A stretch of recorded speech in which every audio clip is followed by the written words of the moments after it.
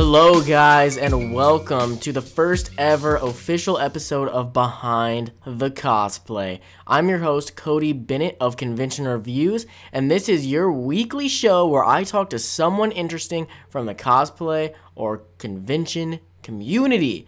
This could be a cosplayer, convention YouTuber, someone who runs conventions, or even just someone who's been in the community for a long time and may have a lot to share. Remember, this is a conversational interview that goes live. See, yep. This is not edited, so remember that this is a conversational interview that goes live every Friday at 6 p.m. Eastern Standard Time on YouTube and SoundCloud, coming soon to iTunes, so be on the lookout for that if that's something you're interested in. Also, if you know someone cool that you want to hear me talk to on this show, there is a link in the description of the YouTube version of this show where you can suggest future guests. Now, it's not a promise, I can't guarantee it. It's kind of up to them. I've been asking a lot of people. I've gotten quite a few people say yes and agree to be on the show, even though, it's not a proven product yet. But so I really appreciate all of those people. So the first, like at least 5 or 6 of these are people who, they don't even know what the show is. I just wrote them up and I was like, hey, you want to be on it? I had a few people tell me no also, though. And I don't blame them for that. It's a new show. But really, I think the best thing you can do if you want someone to be on this show, just get this out of the way really quick and then we'll jump into the first interview. If you want someone else to be on the show that you like, whether, like I said, it's a cosplayer, a YouTuber, or someone just that you really know that's cool in the convention world, suggest them to me in that link in the description. But then also write them, hit them up on their Facebook pages, their Instagram, their YouTube, wherever it is, and be like, hey, do you know Convention Reviews? He does this show called Behind the Cosplay, and I think you would be awesome on it. Kind of put the word in their ear a little bit, let them know, I'm looking, and then they might just come to me off of that, or if they don't, when I hit them up, because you let me know about them in that link in the description, they'll be like, oh, I had some people already tell me about this. Maybe I should do this. So that helps. That actually is going to help a lot if you guys can, kind of push the people, be like, hey, maybe you should be on this show. Hey, think about it. But, all right, let's jump straight into this first episode. Let me get over to the person's page. Okay, this week, for our first ever episode, we're talking to Danielle from the Royal Lily YouTube channel. She has another YouTube channel, but I can never remember what it is. I'm the worst. Should have done some more research. But her Royal Lily YouTube channel is where she posts all her cosplay and her convention vlogs, that kind of thing. She is basically a convention vlogger. She does make some music videos too, and she's also a cosplayer. So she kind of does a little bit of everything. I thought that would be a good one for the first episode. Get somebody in who has a mix of it. They do YouTube and they do the cosplay stuff. She's currently sitting at about to hit 7,000 subscribers, so not a tiny channel. That's pretty decent in the con world. I'm not going to lie to you guys. So she's definitely been killing it. She's been out there for a while. Her channel's been going longer than mine has. I remember looking back, I made a video in 2013 called Tips and Tricks for Your First Anime Convention, and she had made a video about tips for your first convention, and that's how I first found her channel, because I was looking up other people's tips to inspire my video. So that's when I first saw her, and then I just forgot about her channel for I don't even know, maybe even a year or something. And then I asked my viewers, I was like, hey guys, I'm going to do this video called Convention YouTubers You Should Be Watching. And someone suggested me Danielle's channel. And so I went to it and checked it out, and I was like, oh my gosh, this is that girl that I saw so long ago. And I started watching through her stuff, and I'm like, I'm really into this. I like her style. Her cosplays are good. But enough of me just trying to explain who she is. Let's go ahead and give her a call, get her on here. I should mention, since this is the first one, some of these are going to be Skype calls, and some of them I'm going to try and do them in person. Anything that I can do in person, like at a con, I'll do that because better quality. but I can't always get everybody because, all us cosplayers and YouTubers and people, we're all over the world. So I can't always guarantee that I can meet up with them in time to be able to get the episode out. But I can always, if we have a great conversation and we just want to keep talking, there's always a chance for a follow-up.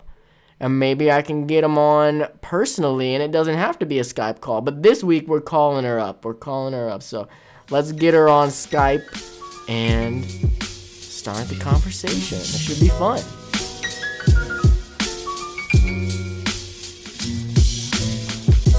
Hello, guys. Welcome back to Behind the Cosplay. Today, I'm here with Danielle, or Royal Lily. Yeah.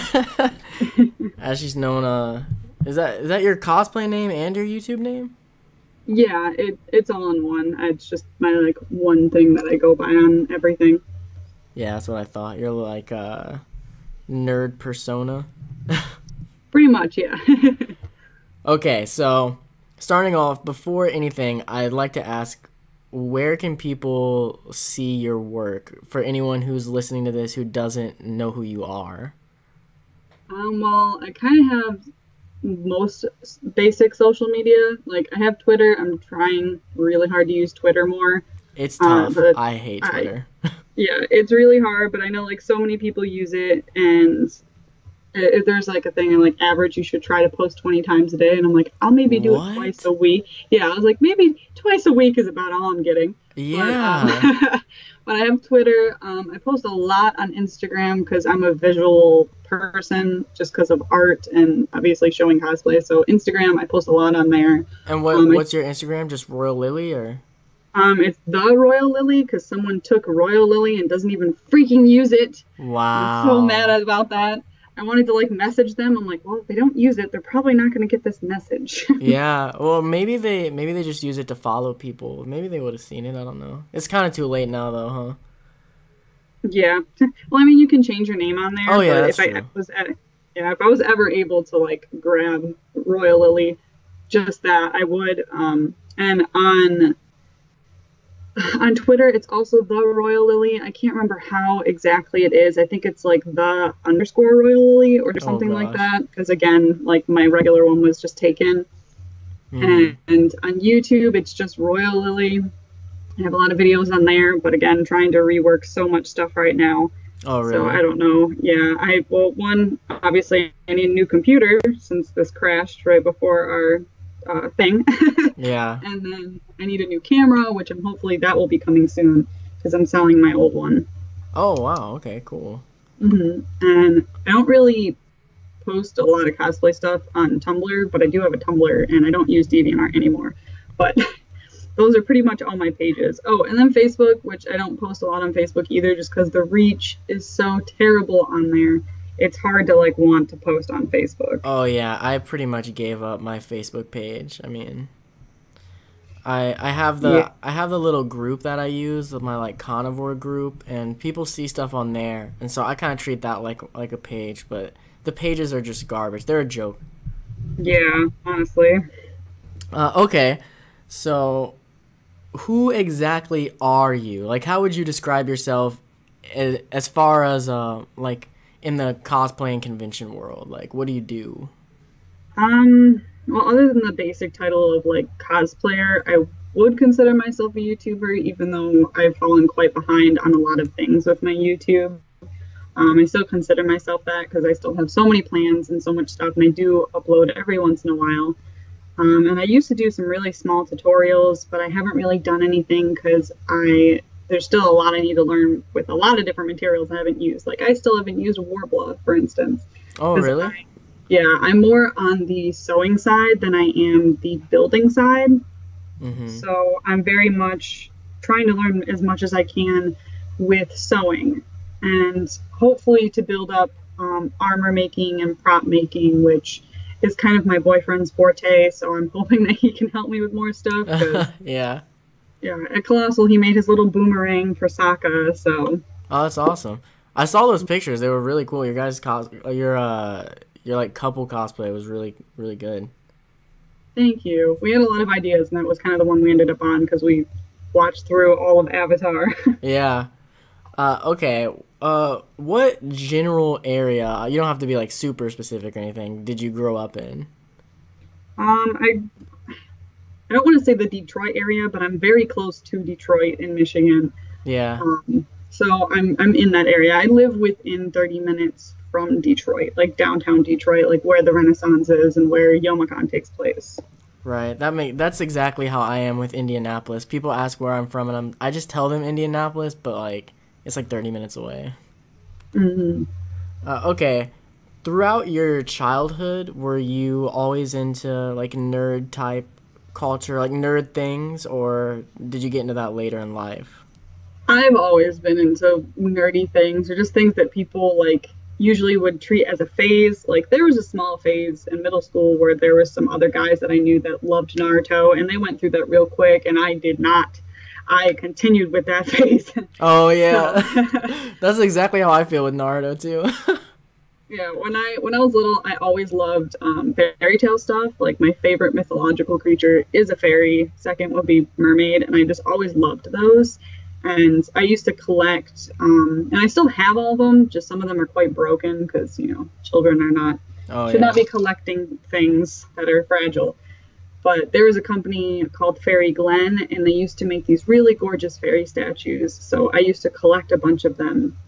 Sadly, they went out of business years ago, but that Uh, kind of started my whole like nerdiness thing because I just loved fantasy things. And then with Adult Swim, I just kind of started watching whatever was on there because I've always been a night owl. I just stay up really late. So yeah. I would stay up and there'll be like Yasha on. There was, I think, Witch Hunter Robin.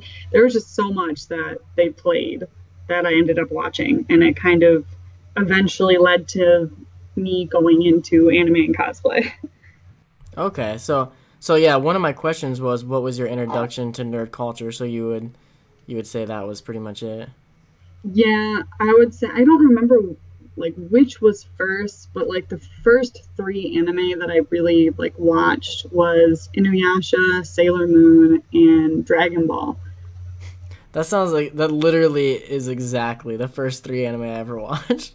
Oh, and I guess Pokemon too would count, but Yeah. it's so international that I and so is Sailor Moon, but Pokemon is still so relevant today that I kind of don't count it. Yeah, I don't really count it either when I talk about it. I don't know. When I was a kid, like Pokemon felt more like a cartoon to me. Not to, like put it down or anything, but I felt that the others were like different somehow. I don't know. Yeah. Okay, what type of nerdy things were you into when you were younger? Like, I know you already said anime, but like between anime, video games, comics, or something else? Um, well, there was like the fairy thing. I was just like really interested in fairies and mermaids. And what's weird is like I was never really introduced to video games until way later. Like I never had any handheld devices or actual like PlayStation, Xbox, or anything like that until middle school because for some reason my parents just I don't know they weren't up with the times of what was going on with games, Yeah. and I was their first kid, so they didn't have any idea what was going on, and I never really had any friends that were playing that, so I didn't really get into even a little bit of video games until about middle school, and that's when we got like a PS2 and I got a DS Lite and playing, of course, Nintendogs and a bunch of crappy Naruto games, and then I had Kingdom Hearts. Oh And yeah. Kingdom Hearts, oh god, I dove so deep into Kingdom Hearts. Like I love it so much, and it's so weird because I still haven't played the first game. I just know what happens in the What, first game. really? Yeah, and like I feel like people always judge me when they're just like, "You like Kingdom Hearts, but you've never played the first one." And I'm Oh like, my "I never gosh. got it." You've got to play it someday. Someday.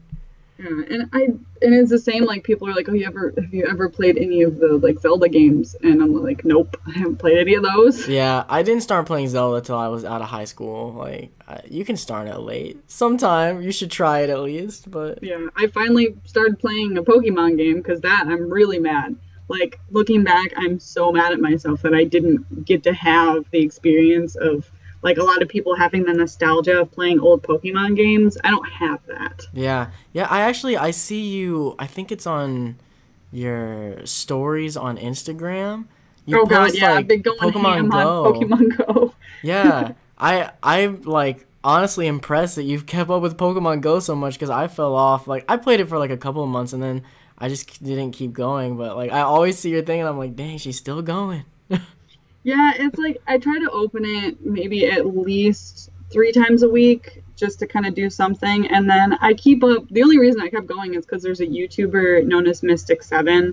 And oh my God, his energy is insane. I wish I had even half of his energy to be able to do videos. But he lives in California and he goes to Santa Monica Pier and he goes traveling. He's gone to Hawaii for Pokemon Go and he's going to go to Japan. Yeah, he's going to go to Japan for Pokemon Go. And I think he runs like 4 gaming channels. I don't know how he uploads on all of them, but it's his full-time job. And he's just so amped up and he just loves Pokemon Go. And he only got into Pokemon when the game came out. Like he was never... Really? Yeah, he was never into Pokemon as a kid. So he's watching the anime and learning all the names before each gen comes out. And I'm just like, you are so dedicated. I wish I was like half as dedicated as him. That's super like, impressive. I know. Like, I would definitely, I watch him for all the update news too. Because like they just updated all the gyms and there's gym raids happening. And honestly, for anybody that loves Pokemon Go or wants to like be reminded that you should play it, like go follow Mystic7 because he's very much like so much energy. Yeah, I'm gonna be honest, not to like totally like derail into Pokemon Go, but I think the only reason I didn't stick with it is because I don't like that the battles aren't the same as in the game. Like I wish it was the turn-based, like I could give them moves and things like that, but yeah, I mean I wish it was more like that, but at least it's still like it's an easier thing for people who weren't really into Pokemon. For sure. Yeah, they made the gyms a lot better now. Like you can't put the same exact Pokemon in a gym, so you won't see like a million Gyarados in one gym. So they updated that, and I'm just mad because the raids are only available for certain levels, and they're slowly going down. And I'm like, I'm at level 24, and all of my friends are like at that same level because we don't get to go out a lot. Yeah. So we have to like wait. Oh, that sucks. Well, I might get back into it. Every time I see your posts on Instagram, I'm like, maybe I should pick it back up. You should. They updated a lot of stuff. Like there's a lot more like little things in it. It's improved. They're doing some graphic improvements too. There's a little bit of glitches with the raid and the gyms right now, but that's just because they just put them in last week. Okay, well, to continue back with the podcast, I could talk about Pokemon all day, but what I had a couple of other people mention stuff like this. So when you were in like in school, maybe like middle school, or I don't know, whenever in school, were you like were you an outcast because of your nerdy stuff, or did your friends know about it? Like, were you accepted? Because I talked to some people who were like, because I was into nerdy stuff, I didn't really even have any friends, like that kind of thing. Or what was that like for you? It's kind of hard to try and like look from the outside in at yourself on that, but I'd have to say I was kind of in between being accepted and not accepted, because I could like the people that I would consider like the in crowd, they were nice enough. Like they'd talk to me, they wouldn't really make fun of me. Sometimes they'd make fun of like little things about anime because they wouldn't watch it, but some of them would be nice and like be generally interested. Like, I don't understand this, and I'd try to like explain something to them. And then there are other times where because they tried to associate me with some of the like super weird people that I didn't really talk to a whole lot. That's when it would get weird. Like there were some people in school that were just like, I knew that were like, oh my God, like you need to tone it down, like tenfold. Yeah, for sure. Yeah, but like I will admit, Halloween, I'd come to school and cosplay. I didn't fucking care. I was that person. I'd be cringy. I came to school in a Tamari costume for Halloween in middle school. That's and awesome.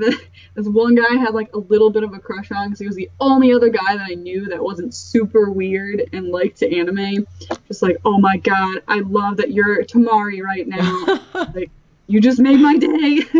Did you did you wear like the Naruto headband to school? Like just Oh God, okay. I don't have any memory of actually doing that.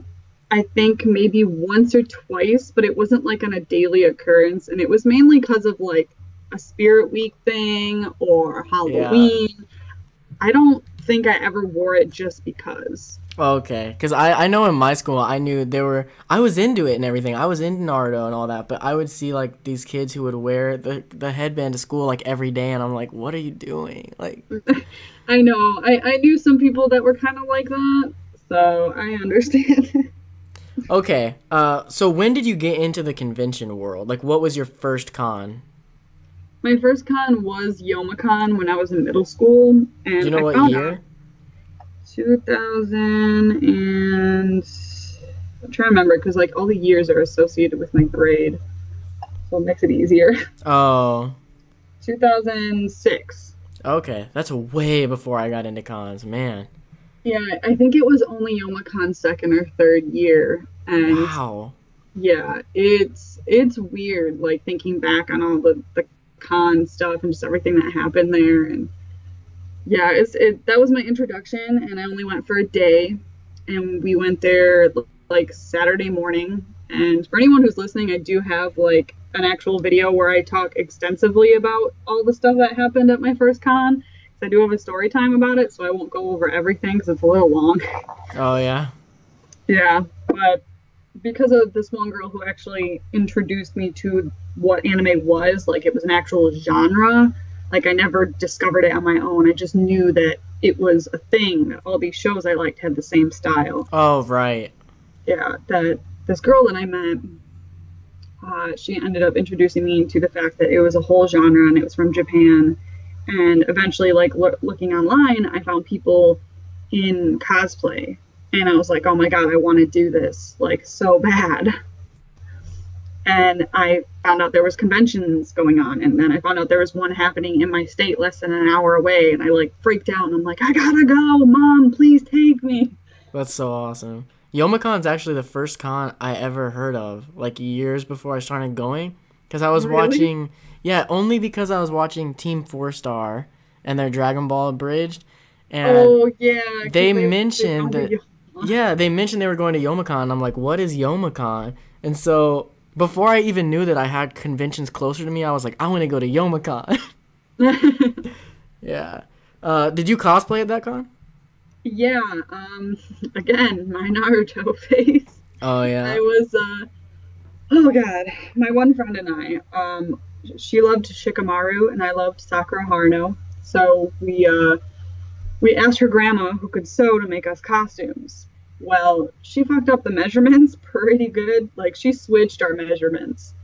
And my friend was very busty. So my dress did not fit at all. And she also didn't do the adjustment I asked her to do, which was just add a collar to the top. She just made it this really low cut thing, and I'm like, how am I supposed to wear this? And my friend's jacket didn't fit on her at all. What was the cosplay? It was the tank top red dress from like the first or second season of Naruto that Sakura wears. Oh, okay. And then my friend did the oh god, I don't remember the name. I don't think it's called Shinobi. I don't remember. It's like a green jacket that some of them wear. When Shikamaru gets that like green vest, that was Oh the yeah, version yeah, that yeah. she I got does. you. Yeah. Uh, So that's what our cosplays were, and our two other friends were dressed from Inuyasha. okay. I was gonna ask. My next question was, does anything about your first cosplay stick out in your memory? But that sounds like you already answered that. So. Yeah, I also didn't use a wig. The only nice thing about my costume was that I had the Hot Topic Naruto headband, which I Oh have not yeah. gotten rid of. I still have it because I can't part with that. That's. I really think I have a Naruto headband in my closet right now. Oh my god. I'm not sure. I think. I have the Leaf Village and I have the Sand Village. Oh, that's awesome. You never have like Itachi's with like the scratch through it. I knew a No, lot of kids I with that one. never. Yeah, God, so many people bought that one because they thought it was edgy. Yeah. I Well, never bought Itachi that is so one. cool. Okay. How have you or your views on conventions changed since back at that first con, or have they? Quite a bit.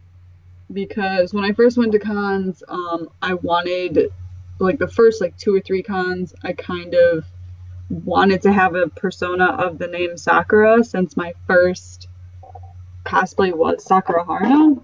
Oh wow, so like a cosplay name kind of?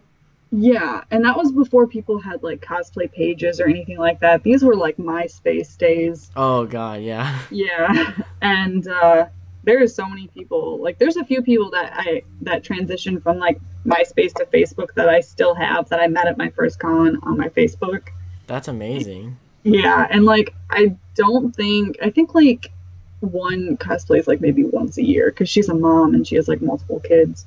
Oh yeah. But my views have definitely changed because, for one, like, obviously my view on myself has changed. I am so much more critical of like when I'm making a cosplay to go to a con. It's not like, it's still about fun for me, but it's more of like an artistic aspect now where it's like either I need to have this like this certain way, I gotta have this done.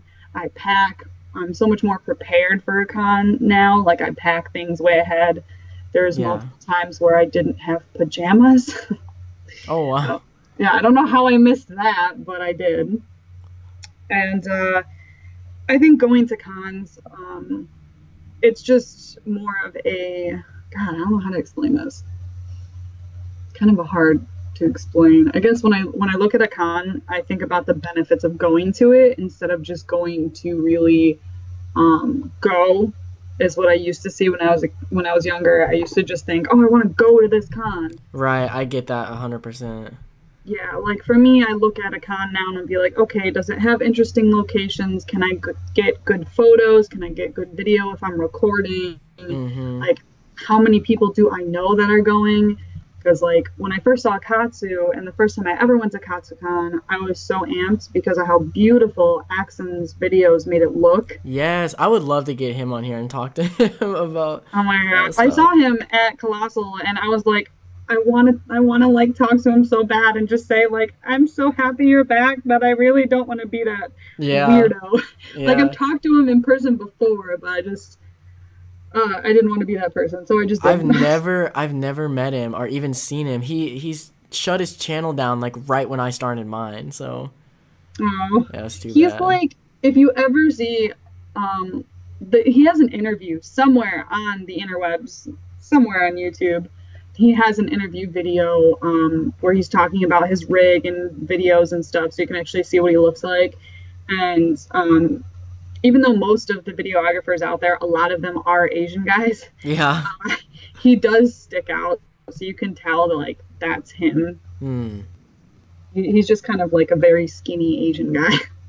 Okay, well, I have to try to find him. I'd love to talk to him because his videos are definitely one of them that inspired me to do this. So, I mean, same. He inspired me to try and make con videos, and I was so terrible at first. I wish I had the file of my first one. Oh, you don't? No, I don't. I'm like really sad that I don't, because I was just like so embarrassed I deleted it. So. Well, we're gonna talk about your first video later, so we'll come back to that. But okay, other than just like your view on cons, how do you think like cons themselves have changed since you started going, or have they? God. They've changed tremendously. Like, obviously there's much more security now at most cons to make sure people are safe. Mainly because cons have grown so much. There's much more people going, so most of them are generally just larger. Mm-hmm. Advertising for them has definitely changed because of social media, and guests have changed tremendously too because of cosplay guests being a thing. Oh yeah. So yeah, I've noticed that just being quite different. No, I'm in the middle of something. Sorry. Sorry, my brother walked in. That's okay. Which I think is great. I love cons that do cosplay guests, other than the fact that, yeah, I'd love to be one, probably won't ever be one. But I like when I see that so many of my friends are like able to go and do that and promote themselves. And then as a cosplay guest, like, you're not just there to like hand out stuff or take pictures with people. Like they do panels and they do cosplay judging. So they really help build the cosplay community more by doing panels and either teaching people new things, talking about social media stuff, and just helping critique other people, help them learn do's and don'ts of certain things, and like just helping with cosplay competitions. Right, So, and that wasn't a thing beforehand? Because, I mean, by the time I started going, that was already a thing. and like with cosplay competitions, it's changed a lot too. Like there are a lot more rules. The overall consensus is that your costume at most cons, it differs, but usually the percentage I see is it has to be between 70 and 80% of the costume you have had to make yourself to be Right. able to enter it. Like you can't go into a contest unless it's like a Comic Con. Comic Cons usually don't have a lot of rules like that unless it's like, I don't know, some huge like San Diego Comic Con or something like that. Yeah. Because I know the smaller one that we have here in Michigan, Motor City Comic Con, I don't think there's any rules about you having to make the costume. So the contest ends up lasting like literally 2 hours long of just Oh, people man. walking up on stage. So that's changed tremendously. And I think how people handle like drama or issues with con staff has definitely changed, because I didn't think years ago we really had that issue with con staff, and then also hotel staff. So I think those situations have changed and people That are, probably lies in them getting bigger, too, though, right? Like, yeah, definitely. hotel 'Cause staff maybe don't know how to deal with it the same. yeah, they definitely, especially bigger cons, they'll have like a harder time dealing with it. And then some hotels, they just don't care. Like, what was it? Midwest Media Expo, the week of the con, the hotel's like, sorry, you can't have it here. Yeah, I heard about that. That's I was crazy. so, yeah, I was so mad. I was like, really? I was gonna go. I had this day off. I was gonna go and have fun and see friends. Like, what? That's just nuts. And I wonder, that's so late notice. I wonder if anyone actually showed up there not knowing. They tried to post it everywhere in social media as much as they could. Yeah. And then they actually found another hotel that accommodated them last minute, but they could only do certain things because they didn't have a full contract, and it takes time to, put up a full contract with everything. Man, that's just So, unfortunate. Like, that's not their fault. It's just, that yeah, sucks. it's because the hotel itself is like the previous Youmacon hotel, and it has gone through multiple owners, and it used to be an official Hyatt, and it actually was stripped of that title to be an individually owned place. Oh, wow.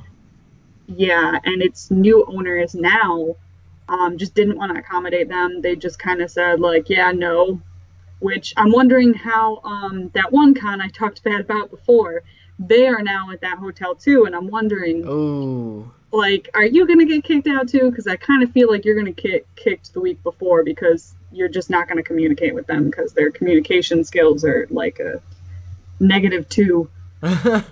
do you know why? I don't know if you know or not. Wasn't what is it? Midwest Media Expo? That's the con, right? Yeah, Wasn't it held in the Rinson its first year?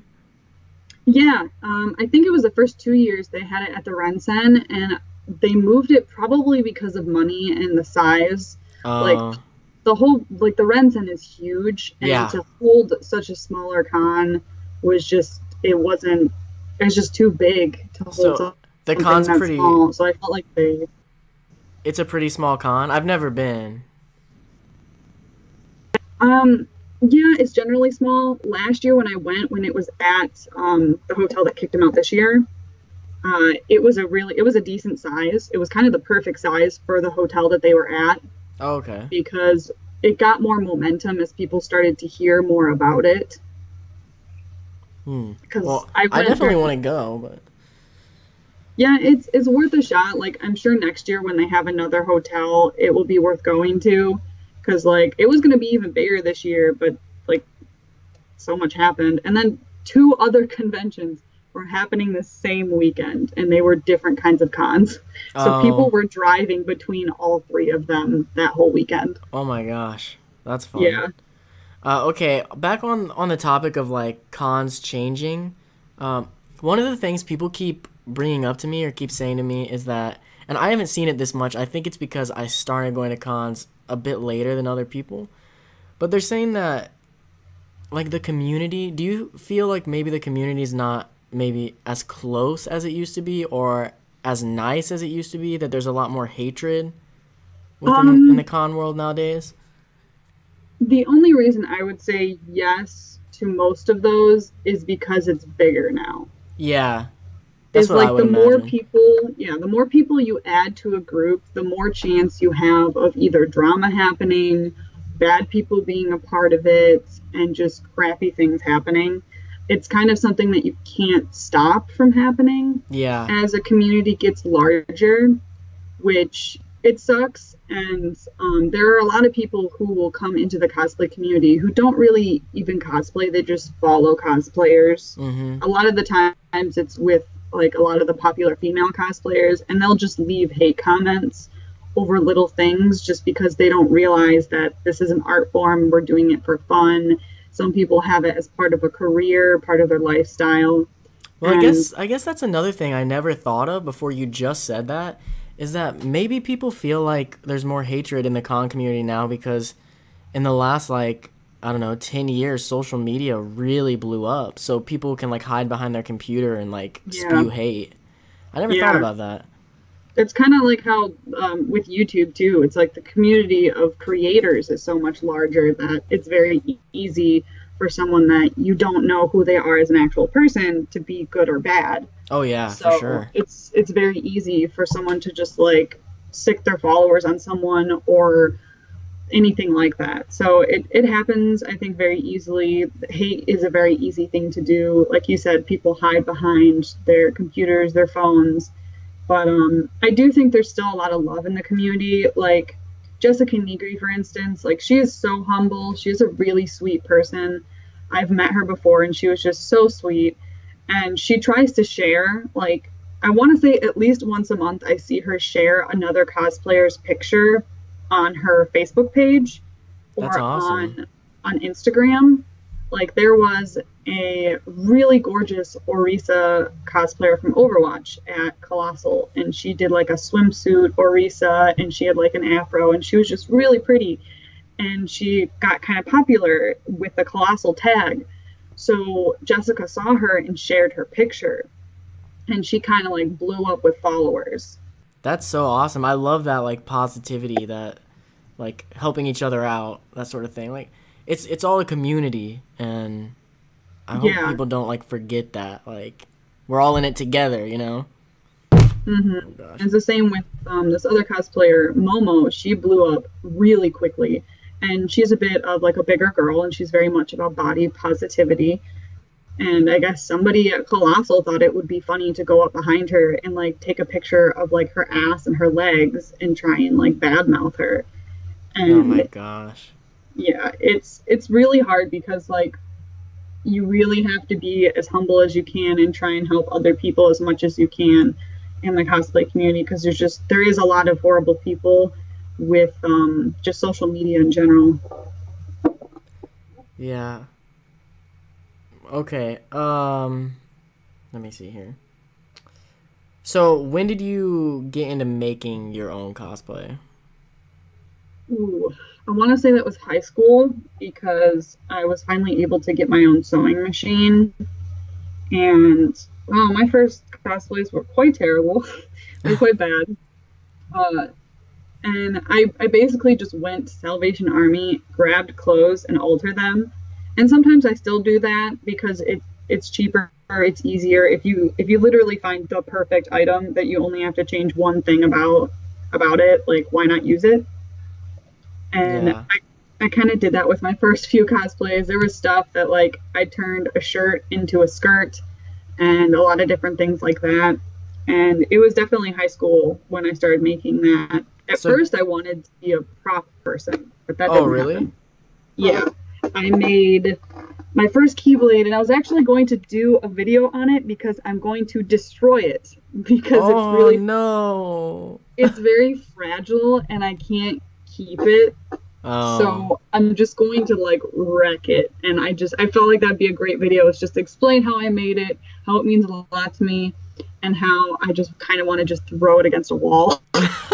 do it. I would definitely watch that video. Yeah, it's like at first I really didn't think I'd be able to sew because sewing machines cost so much money. And on top of that, cosplays online cost so much money. And my mom was so paranoid about putting her credit card online Oh and using, yeah. like, I was like, Mom, PayPal is safe. And she's like, I don't want you using it.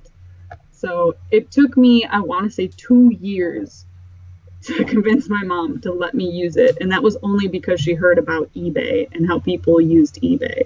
Oh wow. So Yeah. did you teach yourself how to make cosplay, or where did you learn it Yeah, from? I at first I was trying to get my mom to help me because we bought actual sewing patterns and she helped me make a skirt for the Vocaloid CU like a long time ago, or Shiu, I don't know how it's actually pronounced, but I tried to make it myself. And I'm just going to say real quick, my mom's got a quick temper, so I kind of only got half help from her, and then the rest of it I kind of had to figure out by myself.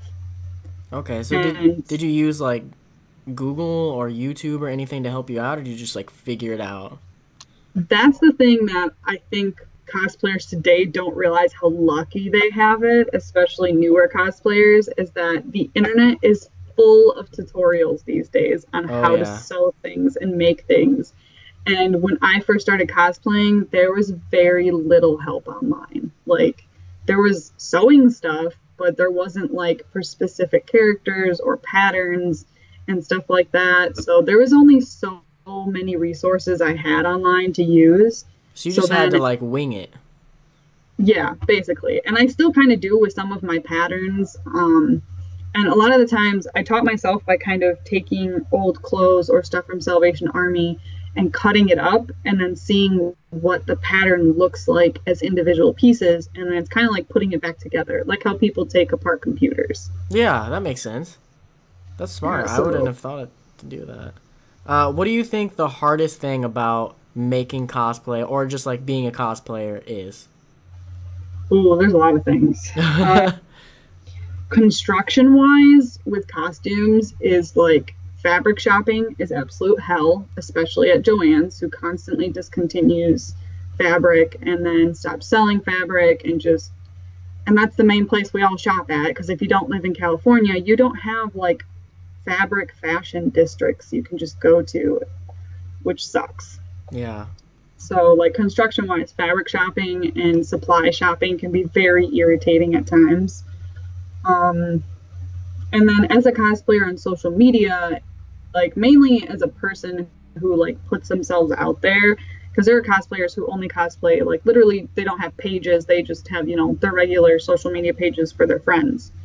Um, as one that puts themselves out there, you have to be open to the idea that you will eventually get hate for something, like literally anything. Yeah. Even like a condescending comment or a comment that they don't think is hateful in a way, like, oh, you're missing this part of the costume. It's like, hey, you didn't know I tried to make that for a month straight and it didn't work out, so I Oh decided to yeah. skip.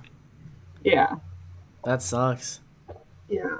And I guess like body shaming is a big thing too. Like, I'll admit, like, I don't have much of a chest, so I avoid like a lot of the bigger characters, which are a lot of them out there. Like, I have a lot of really great characters that I love. Like, for instance, from Dragon Maids, all of them have huge chests, and the Yeah. only one that I could do without getting like boob comments would be the little girl. So you avoid it solely so you don't get like you don't have to deal with people saying things. Yeah, and I Oh, know that's one unfortunate. cosplayer. Yeah, it sucks. I'm gonna try and like wean myself out of that and try and push myself to do things that I normally wouldn't this year. And I know a cosplayer who actually gets hate because, and this is just racist hate because she's black. She cosplays Diva from Overwatch, and Yeah. she cosplays a lot of different characters that don't have darker skin. And she has gotten a lot of hate and like I'm pretty sure I know exactly who you're talking about, honestly. yeah, I don't mind saying her name because I'm not talking bad about her. It's just like a fact that people have been hating on her is Victory Cosplay. Yep, that's exactly what I thought you were talking about. It's Yeah. ridiculous because her cosplays are really good. Mhm. Yeah, It sucks. I just, people need to grow up, honestly.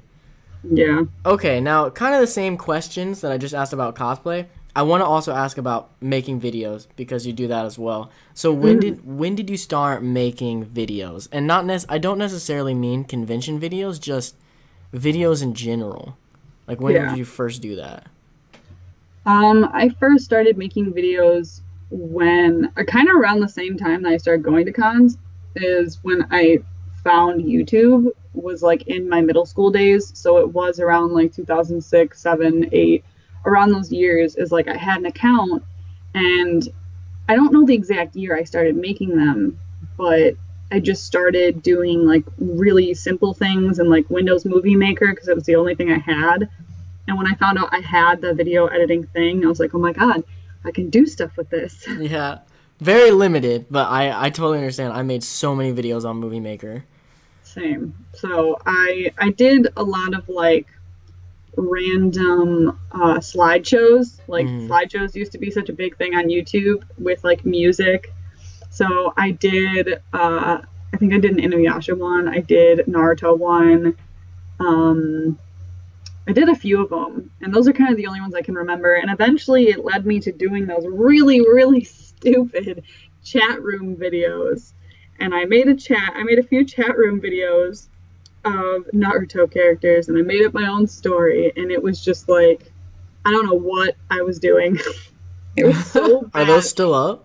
No, because that channel, my first channel got deleted Oh, really? for, yeah, for a copyright claim, which was Oh my really weird. It gosh. was like, I made a video to the song Walking on Air by Curly, and it was actually that's around the time I first started making videos of myself because I really liked editing. So I had my mom's camera, and I was like, oh my God, the camera's pretty nice on here. I can do this.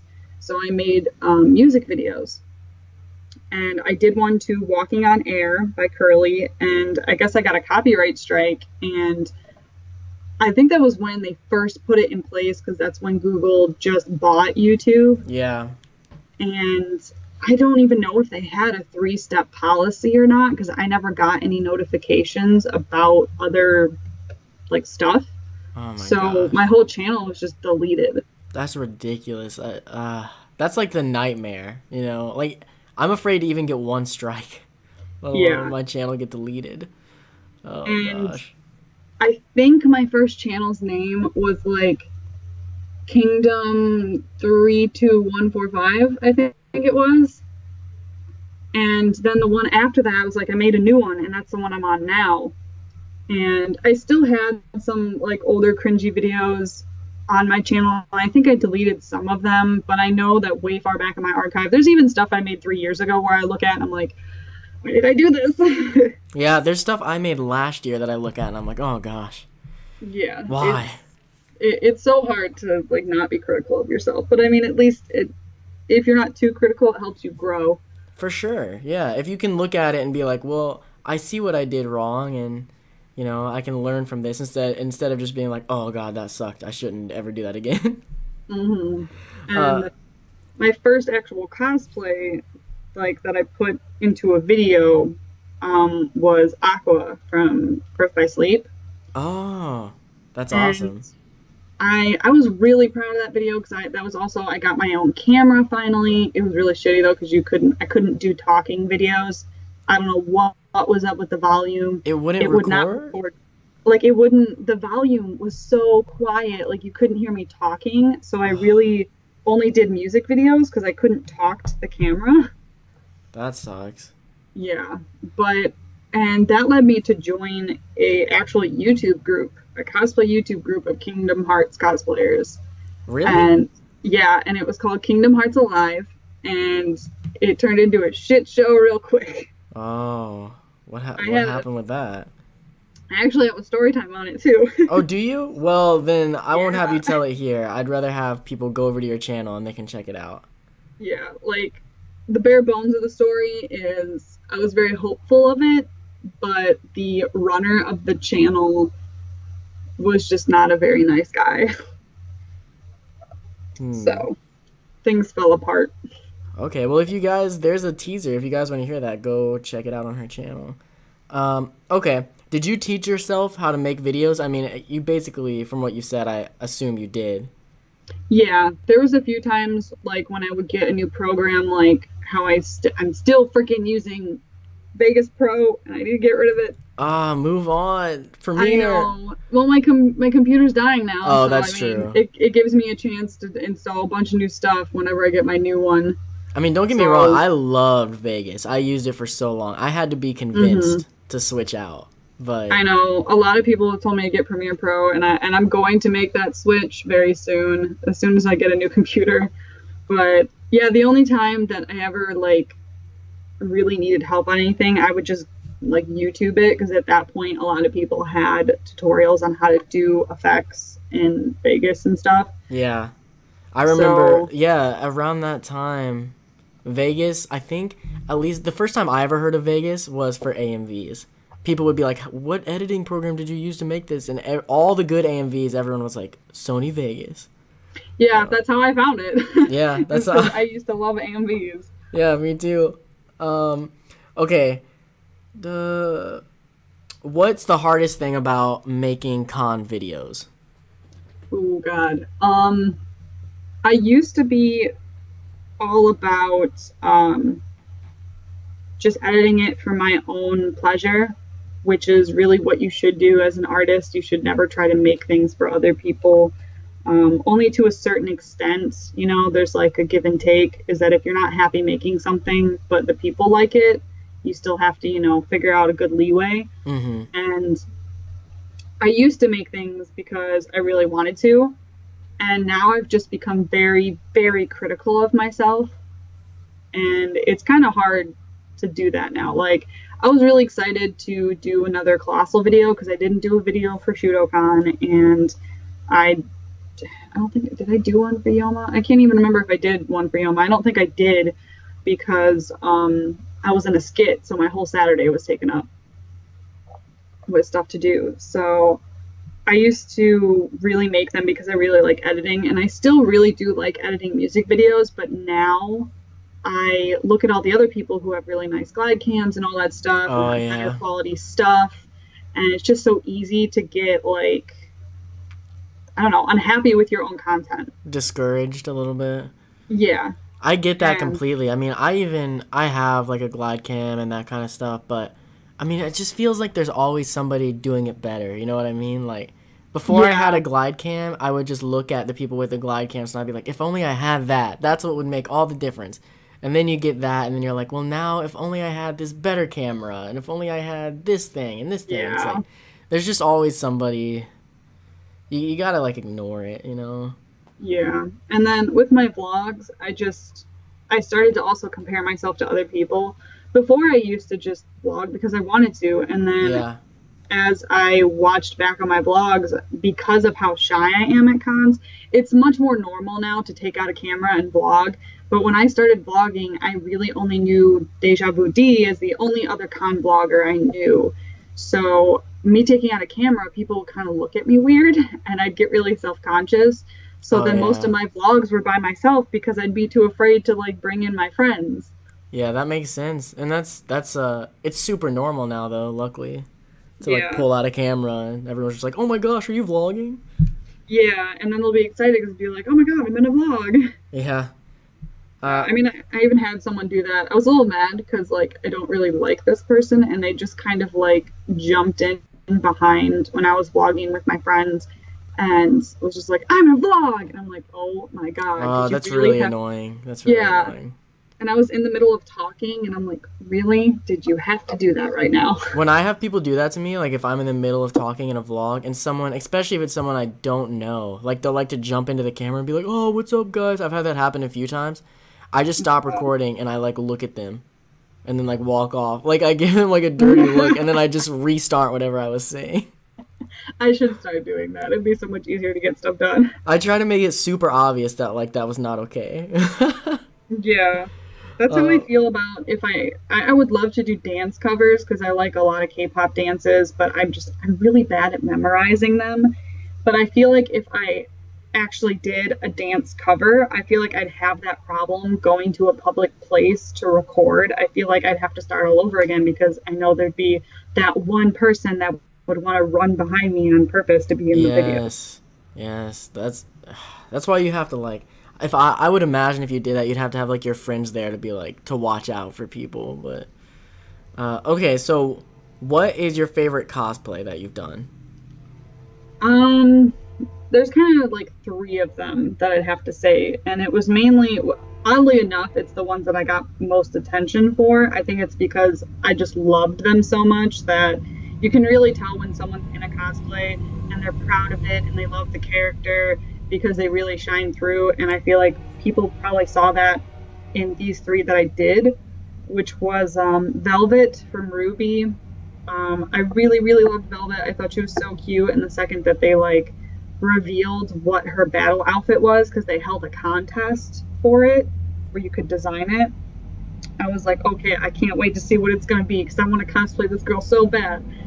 And I like was astonished how cute it was. So I was very happy with how that came out because I even spent the time to order an iron-on patch that someone made. So the decal on her shirt was going to look like perfect because I don't have anything to make it the way that they did. And I had my dad help me with her box, which was funny because I didn't have an actual real reference photo to what her box was, like the size of it, how she carried it, Right. so I just kind of winged it, and it still came out really great. And I had my dad help me put it together, and just a lot of people came up to me at like Ruby shoots and were just like, "You did a great job on this." That's and awesome. it made me like really happy about it. And what's funny enough is that there's actually an artist who draws Velvet a lot and a lot of Ruby artwork. And after I cosplayed it, it kind of went around Tumblr. Like a few pictures of me kind of went around on Tumblr quite a bit, as well as on Reddit at one point. And a lot of people like really liked it. So this one artist, I think, saw the picture and how I carried the box, and she drew Velvet as the way that I had the box and not the actual way she has it in the show. And I was like, oh my God. But okay. That's awesome. Just my knee. Did you say you had more than one? I don't remember. Yeah, and then my other ones were Periwinkle, which is Tinkerbell's sister from the Disney franchise, like the Tinkerbell movies. Okay.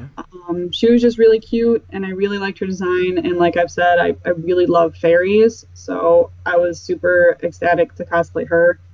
And then the other one was another fairy, which was the darkest fairy from Neopets, because I will never stop loving Neopets. I don't care how flawed that website is. It's just so much nostalgia to me.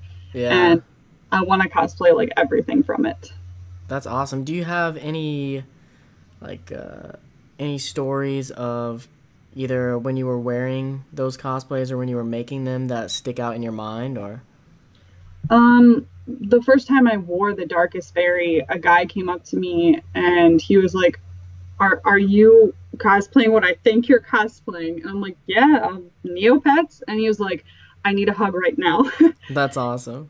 Like, he was so excited, and he actually ended up being part of the Tumblr Neopet community, and he was known as oh god, I'm probably gonna say the name wrong because I never knew how to pronounce her name, but Illusin, the like famous Earth fairy from Neopets, and like that was his persona on Tumblr. So I thought that was really cool once I found that out after the con. Yeah. And Periwinkle, I carried around these felt snowflakes with me the first and I think second time I cosplayed her, and these kids come up to me and they really wanted a picture with me. And after that, I gave them all snowflakes, and I told them that I would tell my sister Tinkerbell that I met some really nice kids. Oh, that's awesome. And they were like really excited, and like their parents said thank you so much, because they were just, this was at Youmacon, I think they were just downtown in general. I don't think they had any idea that this convention was going on. So they were walking around like, oh my God, look at these people. What's going on? That's even better, honestly. Yeah. I saw that happen with some kids at Anime Milwaukee who were not there for the convention, and they like saw an Anna and Elsa, and like they were like crying. Oh. Yeah, it was really cute. Do you have a favorite video that you've done? Ooh. That's kind of hard to say because, like I said, I'll look back at my videos and just kind of be very like, oh, I should have done this, I should have done that, or like kind of cringe at them. So I guess Not I'd really. say it's kind of hard to pick. I guess I really like my convention videos more because I have more like freedom and fun with them than my regular channel. Yeah. And I guess my really cringy Vocaloid skits, I was really proud of those when I made those, and they actually got more attention than I think I would ever expect them to get because it was when Vocaloid was still really big. So as cringy as those are, I really do like them, and they're still on my channel. So yeah, you can never tell sometimes like what's gonna blow up. Mm-hmm. Like, there's totally been videos I make where I'm like, okay, well, that's out of the way, and then it like blows up, and I'm like, oh, okay. Yeah, that's how a few of mine are. Like the one where I talk about my cosplayer problems series, which I've been wanting to make more for, but I need someone to come with me to record me as I complain around Joanne's. Oh, I feel like that was like, to me though, when I saw you doing that series, I felt like that was obvious that was gonna blow up. I didn't Like, think it would, honestly, like especially the body type one. Like it's oh, that's the one that really, to me, I was like, yes, people are gonna like this. I didn't think it would get as many views as it has, and I think I haven't even checked it in a few months. It might have like even more, and I get comments on that video daily. And Really? I got 2 yesterday, I got 1 before that, I got like 3 last week. It's a lot on there, and I just look at it, and I really just like, I don't know, I look at those videos and I'm like, there's so much more effort I could have put into this. So I don't know, I'm very critical of myself. Yeah, I get that. I mean, I don't know, I just feel like that's the type of thing that people will watch and be like, oh my gosh, I can relate. It's when people can relate that they're like, yes, I want to share this video. Mm-hmm. Okay. Let me Oh, see I here. know. I did randomly just think of one just to add to that. Okay. My how cosplayers work out. I'm very happy with that video. Like I watch it and I laugh, and that made me happy to I'm make not that sure one. if I've seen that video. That doesn't sound familiar.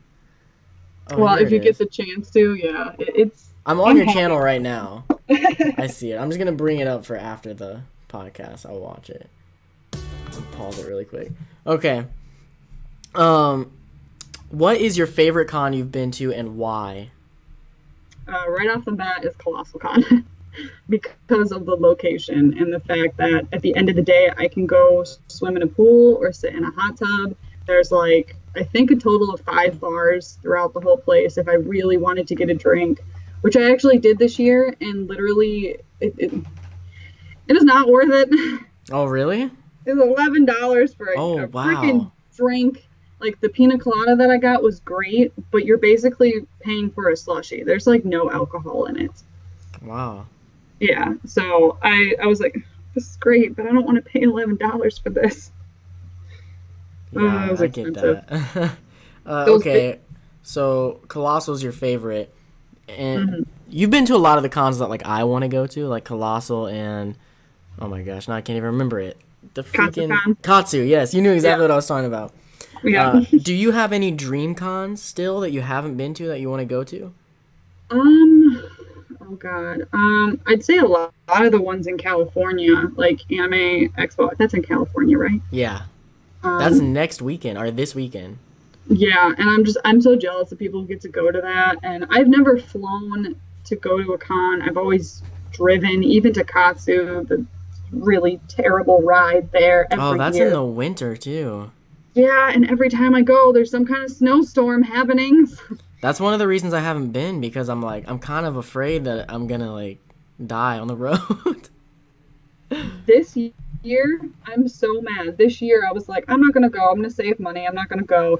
And then it was the best weather ever. There Oh, was no really? snow and it was warm enough. Yeah, it was warm enough to be outside without a jacket or hoodie or anything on. Like people were outside in their bikini cosplays just fine. Oh my gosh. Do you ever do MagFest?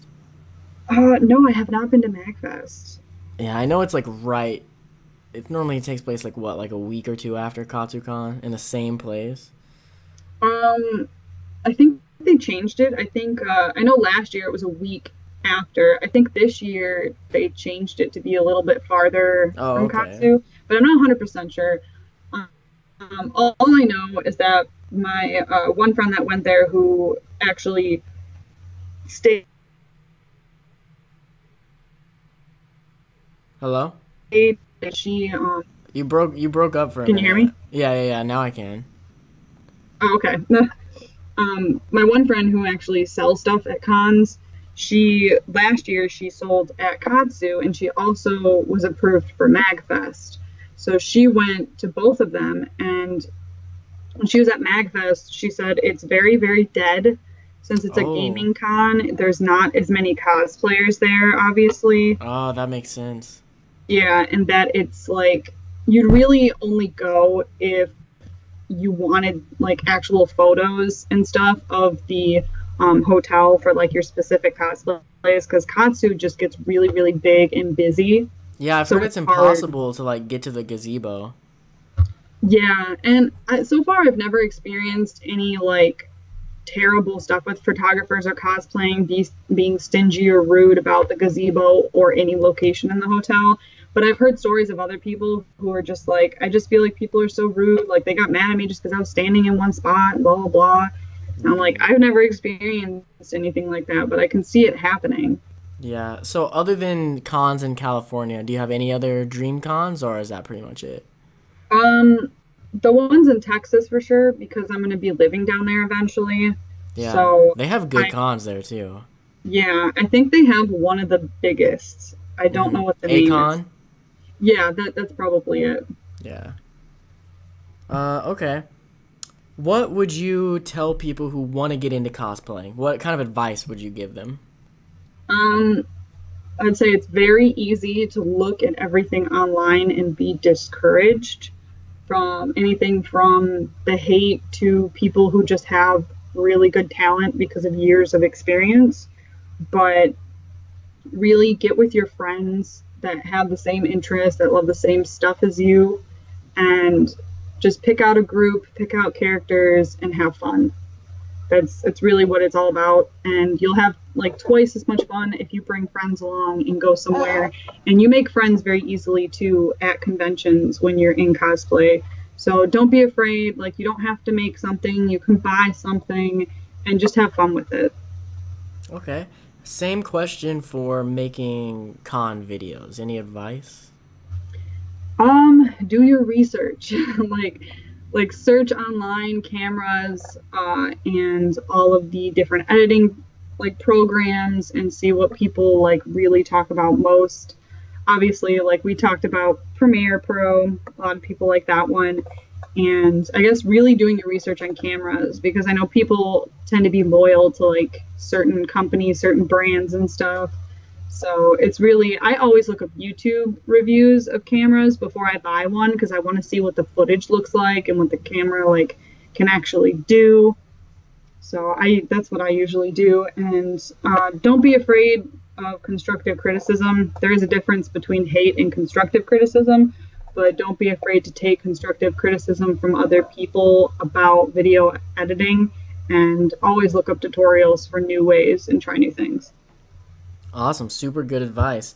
Okay, if you can talk about it, if you're not trying to like keep things under wraps, I don't know. What do you think the future holds for you in the cosplay world, or where do you wanna go with it, or do you have any aspirations for it, or is it just like a hobby? While it is a hobby, it's still like a part of me. It is part of like my lifestyle. I wouldn't say like it's not like it controls me, but it's very much a very big part of me. So I want to say it is more than a hobby to me. Mm-hmm. Um, I do, it's hard to say this without trying to sound, like conceited, like I want to be popular, but I do very much wish that I could get a little bit more of a following. I feel like when I started to get more of a following, I just fell back and just didn't make anything and didn't do anything on YouTube and stuff. Yeah. So I really just want to grow in my skills. I'm going to be pushing myself more to do things because, like I said, I want to learn how to make props. I want to learn how to do armor. I already picked out a cosplay for Yoma, which I'm so scared to make, but I'm excited to try things and try new things because it's got a lot on it, and I'm going to be spending a lot of money on it.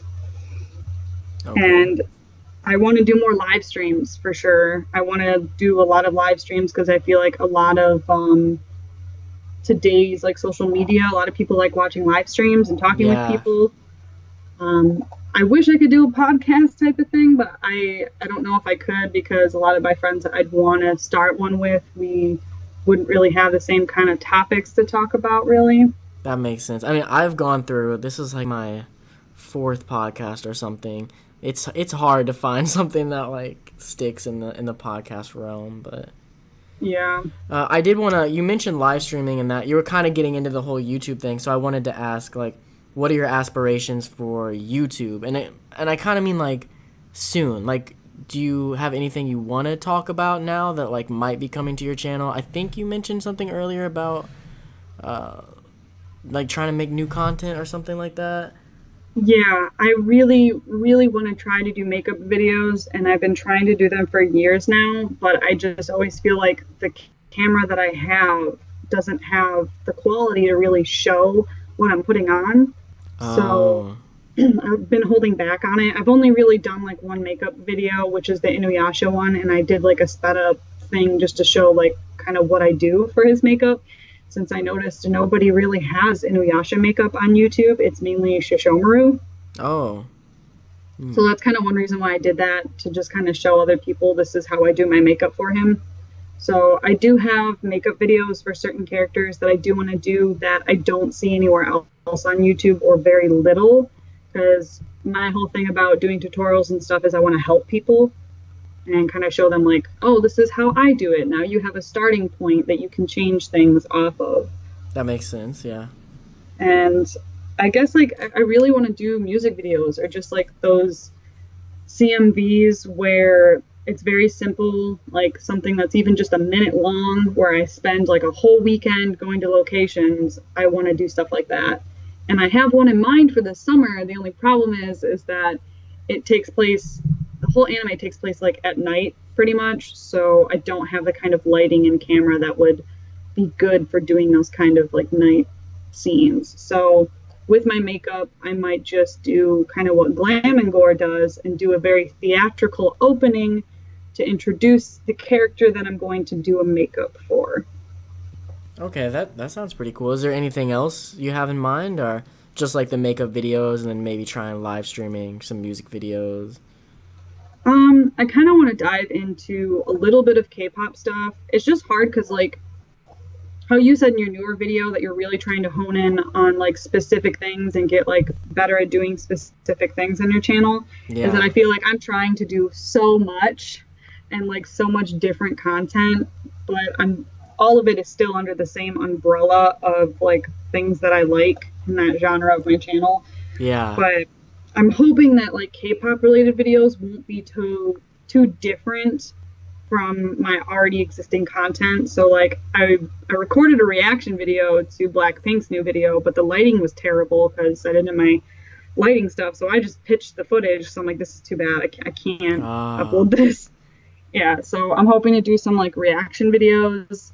If by chance I go to this concert in Chicago this summer, I'm going to vlog the whole time I'm there. Well, I think just like as an outsider looking in, I really think that K-pop would fit totally fine on your channel. Like, I don't know, K-pop's become really big with the anime culture and cons and stuff, so I don't think it would be weird at all. Yeah, because I mean, my friends at Colossal, they did a BTS group at Colossal, and they got like a ton of attention, and there was a K-pop booth there, and they went up to the K-pop booth and they were like freaking out. They're like, "Oh my God, you guys are BTS!" Yeah, I bet. I feel like honestly, K-pop is bigger right now, at least here, than it's ever been. Like, if I had to guess, so I would Yeah, say go for it for sure. especially with BTS winning an award here. Like they Yeah, freaking beat out Justin Bieber. that's So amazing. yeah, and like all these other artists are now like wanting to collab with them. So K-pop hopefully can transition over here quite a bit Yes, more. that's so hype. I'm so excited. Hmm. Okay, one last time. Where can people find you now that they've listened? Maybe people are now, maybe they weren't that interested before, but now they've heard you talk, they're interested. You can find me on Facebook. It's under Royal Lily. You can find me on YouTube under Royal Lily. You can also find me on Instagram under The Royal Lily. That's just all like one word. There's nothing in between it. And then Twitter, I can't really remember my exact handle, but it's The Royal Lily again. But I have my app right here, so let me open it so I can actually like figure out what my handle is. Okay, so I was right the first time. It's the_Royal Lily. Okay, awesome. Guys, go check her out. Definitely go subscribe to her YouTube channel, follow her Instagram, all that stuff. If you didn't check it out already, her cosplays are really good, and I'm obviously a fan, or I wouldn't have asked you to come on the podcast. Thank you. Yeah, and definitely thank you for being on here. I appreciate it, especially since Yeah, it's not like a proven product yet. You know, like none of these are live at the time I'm recording this, so. yeah. So yeah, thanks for that for sure. And guys, thanks for listening, and we'll see you in the next one. Well, guys, we did it. One episode down. That was an awesome conversation. I definitely learned some things about her that I didn't know. You know, expanded my view. Hopefully, you guys learned some things if you already were a fan of hers, or if you had no idea who she was, go check her stuff out because she's doing awesome stuff. I want to thank you guys so much for listening this week. If you enjoyed it, don't forget to like, comment, and subscribe. And I will see you next week with another person. Also, before I sign off, don't forget again, if you're on YouTube, you can suggest people to me. Let me know in that link in the description. Who do you want to see on the next episode? Also, I guess I should throw this out there since it was the first episode. What do you think? I'll admit, like a good 5 or 6 of these are already pre-recorded. So when it comes to taking your feedback, you know, you might not see the changes right away if you think something should change. Should I be asking different questions? What do you want me to ask? I want to ask the things you guys want to hear. And of course, like I said, if in these 5 or 6, if later on I start asking things that I'm not asking in these first 5 or 6 interviews, then I might get the people back on in the future, have another conversation, and ask them the new questions. What kind of things do you want to hear me talk to these people about? But that's pretty much it. I'll see you guys next week, and hopefully have another awesome person that you're interested in. If you're not interested in them, just watch it anyway, because I'm not going to bring you somebody who sucks. I promise. I'm only going to bring you people that I truly believe that are cool. All right, I'll stop rambling on. I'll see you guys next week.